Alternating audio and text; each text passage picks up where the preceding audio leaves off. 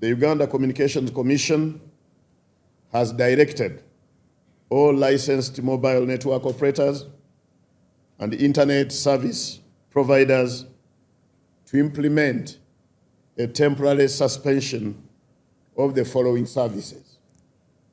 A, public internet access. B, sale of and registration of new SIM cards. C, outbound data roaming services to one network area countries. Welcome to Uganda. Nkwaniriza mu Uganda, the Pearl of Africa. Finally, oyinza okugamba nti UCC, Mr. Nyombi Tembo, yajjeko mask. Gye buvuddeko yatugamba nti tannafuna directive oba kiragiro kimugamba kujjako internet. Yatumenyera abantu ab'enjawulo abalina olukusa okumugamba okujjako internet. Government, users, yamaze nga January nga 13, 2026 n'agamba internet tugijjeko. Effective saa 12 bannayuganda abasinga obungi bali tebalina access ku internet. Mulimu abasigaddeko. UCC yagambye nti waliwo essential list oba ebintu ng'amalwaliro, bank, airports zijja kusigaza internet, naye nga the general population or the general masses bannayuganda abasinga obungi mu kaseera kano tebalina access ku internet oba ku mutimbagano. Toyinza genda ku Google, WhatsApp tezikola, social media yonna eri wansi, YouTube tosobola kulaba videos. In their defense, UCC yagambye nti they are trying to curb oba bagezaako okutangiza misinformation, fake news, false news oba gite propaganda mu kalulu. Tebaagala bantu basasamaze eggwanga. Therefore, ne bagamba on behalf of the security agencies, the advice they got mujjeko internet, it leaves one question. Businessman oyina business eyiyo nga ewilayinga ku internet kikulekawa. Tokola mu ddwaliro, tolina banka, kwegamba toli kweyo essential list. Where does this leave a business owner nga ina business erunninga ku internet?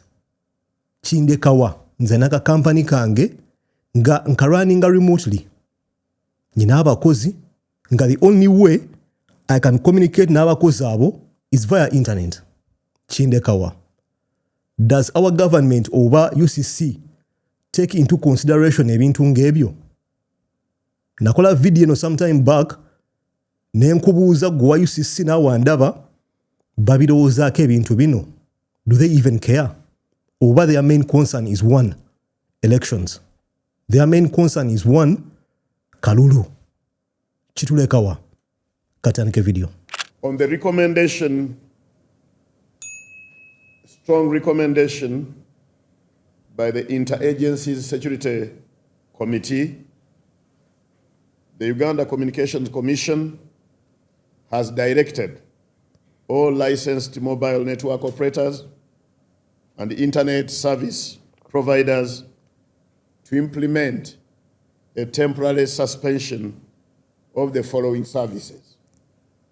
A, public internet access. B, sale of and registration of new SIM cards. C, outbound data roaming services to one network area countries. In respect of the principle of legitimate aim, the Internet Restriction Directive is in line with the legitimate purpose, that is protecting national security, public safety, and public order. Oyo ye Mr. Nyombi Tembo, mulowoozeeko nga iddi oba boss wa UCC. Nkugamba mulowoozeeko because at this point, I question whether he's just a face. These questions bannayuganda bangi tubaye tuziina whether yalina obuyinza obukola ebintu bino. That's a discussion for another day. Today ku internet. Bagijjeeko. Reasons oyinza okugamba ziri valid. I'm an internet user, ndi muntu akosa internet, ate ndi muntu akola video ku internet. Manyi dangers oba obuzibu obuli ku internet. nti one video alone can spread misinformation. Nsokola video wano ngejjudde obusagwa ne njogera ebintu nga bikuma omuliro mu bantu. Internet kyangu nnyo okugimisuuzinga, naye mu ggwanga lyaffe the percentage oba abantu abakosa internet obubi batono nnyo ku bantu abagikosa obulungi. Zino platform oba emitimbagano gino kuliko abantu nga bakwerako business. Ayina akaduuka ke, for example nga ku Facebook atunda ensawo, ku WhatsApp, Instagram. Kuliko abaana bangi abakosa internet nga business. Ebintu bino UCC doesn't seem to care. Yo efa kimwe erowooza an average Ugandan will misuse the internet, which I think wotunia figures oba numbers zaba users abantu abali ku internet nga bagikosa bubi batono nnyo ku bantu abagikosa obulungi. Naye ebintu bino they don't seem to matter. Yes, sagala kujano nesiri waze nkugambe nti buli muntu mu ggwanga lyaffe akosa bulungi internet, nkimanyi bulungi. Tulina platforms nga TikTok ezijjudde obusagwa okuli abantu nga ayinza okuyisaawo emboozi ekuma omuliro mu bantu, nkimanyi bulungi nnyo. Tuli mu generation oba mu era eya artificial intelligence. Nti mu kalulu kano oba mu elections zino tujja kulaba ebintu ebyenjawulo nga images ziri manipulated. Omuntu ajja kukwata form oba result azikyuse as manipulating as take out there. So UCC weva ne kugamba nti we are trying to control the internet because of that. Now the question is one, abantu abagenda okukola ebintu ebyo olowooza bangi nnyo okusinga abantu abagenda okugikosa obulungi? Mu kaseera kano Uganda is dark. Mu 2026 mu 21st century ebintu biri powered by the internet. Obulamu internet oba access to the internet is an essential right. Kwe gambo yinza okugamba nti mweno generation nkimanyi kyengenda okwogera kya busiru, naye internet abantu abamu mmere yaabwe. Abantu abamu that's how they survive. Kati obajjeko ka basic right ako ak'okubaako n'ekintu mu bulamu bwabwe. Bino ebintu tubiraba mu nsi nga zi North Korea. Kyannaku nnyo okulaba nti Uganda etuuse mu kaseera bwe kati. Uganda etuuse mu kaseera nga the entire country does not have access to the internet. Ate nga kifuuse normal, people have normalized it. Kuza abantu bangi badde bagamba eno embeera ejja kujja. Nakola videos zino zanga 3 nga fena tukimanyi nti a time will come nga internet evuddeko. So we are normalizing it. We think it's okay for the internet an individual okujijjako. Nkimanyi balina valid reason ey'okugamba nti false news, fake news, false information, propaganda. Naye the question is one, nagibuuzizza dda. The numbers of people who use the internet very well bangi nnyo ku bantu abagikosa obubi. Ebintu nga bino UCC yani bitadde mu consideration before okuvaayo okukola address nga zino ezokugamba the whole country goes dark. Ate nga kyanguye eno message oba directive oba etteeka oba communication eno yafulumye a few hours before on the same day. Sigamba nti abantu balaatinze, sigamba nti otaddeyo notice tugeze ya wiiki 2 abantu beetegeke, ozze ku lunaku lwe lumu you issue a notice, a few hours later saa 12 the whole country goes dark. Kwegamba ebintu engeri gye bikolebwamu yakifuula nnenge. This suspension I'm talking about was effective some few minutes back. That is Okyakye njogerako, even the official press conference came after the closure. Press conference Mr. Nyombi Tembo gy'akoze ezze nga internet emaze okuva. Kwegamba you act then you inform. Kyekigenda maaso wano. To safeguard public safety, however, critical national functions and the operational integrity of communication infrastructure, UCC has defined an exclusion list, of course, together with the Joint Agency Statutory Committee. We have defined an exclusion list which permits continued access to essential services and systems required for network monitoring and management, and is strictly for non-mobile internet services.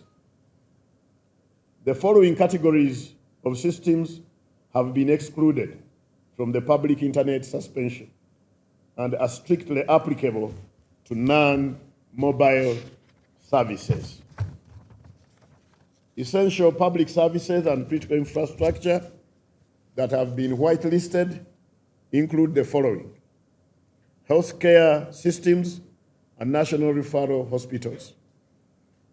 Financial services essential for public welfare, including core banking networks, interbank funds transfer and clearing system, ATM networks, URA tax payment systems, government department to department payment gateways, government international payment systems, gateways, etc.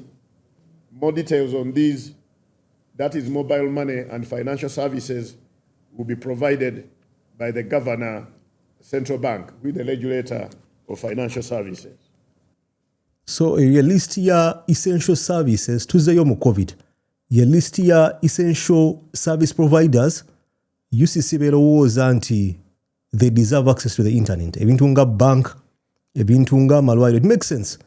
Naye tukimanyi bulungi nnyo nti the biggest users oba abantu abakyasinza okukozesa internet mu ggwanga, it's the public. Bw'ogijjako, it doesn't do anyone any good. Tekiyamba muntu yenna yenna. Government administrative services, including immigration, electoral commission secure portals, voter verification system, result tabulation networks, and more of these will be given by the government. 4, utilities management, including power grid and payment system, water supply control and payment, fuel distribution logistics. 5, transportation and aviation control systems, including air traffic control, railway signaling, and such other related systems. SIM swaps and SIM upgrade systems within existing regulations. Uganda Communications Commission will continue to be guided on restoration of services by the Interagency Security Committee. Thank you very much, and we do all this for God and our country. Sirowooza. For God and my country, mwandibadde mulekere eggwanga internet. Cause eggwanga abantu be bali forminga. Mu kaseera kano okoze ekintu nga gwe kennyini watugamba nti the users are part of the players abayinza okukugamba nti jjako internet obagirekeeko, oganye okuwuliriza eddoboozi ly'abantu abangi n'ofokasinga ku kanjite misinformation, kanjite misguided guidance ey'okugamba nti internet giggyeko ngoloozi egenda kukola security risk, which I think cannot. Yes, nkimanyi tuli mu kaseera kazibu mu kalulu, naye ate abantu abasinga obungi tebagenda kuspreadinga false news. Abagenda okutambuza propaganda oba mawulire amafu wandifunye engeri gy'obakwatamu.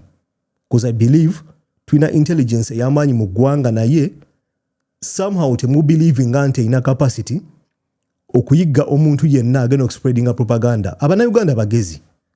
Omuntu ajja kujja abasasamaze abakumemu omuliro bamugoberere, nedda.